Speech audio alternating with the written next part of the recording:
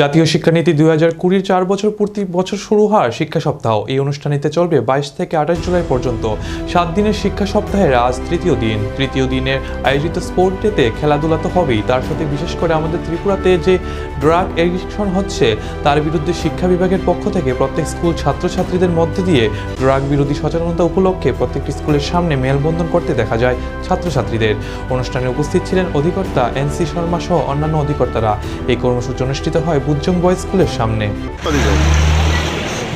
Actually আমাদের 7 দিনের শিক্ষা সপ্তাহ চলছে, আজকে হলো তৃতীয় দিন এবং এটা হলো স্পোর্টস ডেতে আমরা স্পেশালি যেটা নিয়েছি, খেলাধুলা তো হবে, সঙ্গে আমাদের ত্রিপুরাতে যে একটা প্রবলেম যে ড্রাগ এডিকশন, সেই ড্রাগ এডিকশন শুধুমাত্র কলেজ বা স্কুলের সব জায়গাতেই ছড়িয়েছে, অনেকগুলি কলেজেও ছড়িয়েছে, অনেকগুলি স্কুলেও ছড়িয়েছে।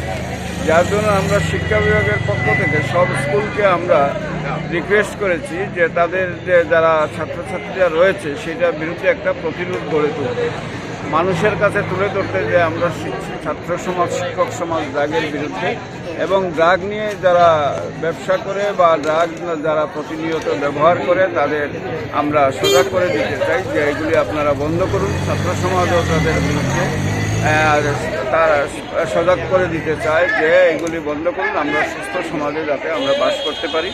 এবং আজকে সারা ত্রিপুরাতেই যতগুলি স্কুলে সম্ভব সব স্কুলগুলি এইভাবে মানববন্ধনের মাধ্যমে এই ড্রাগের বিরুদ্ধে মানুষকে সজাগ হওয়ার জন্য আহ্বান রাখছি।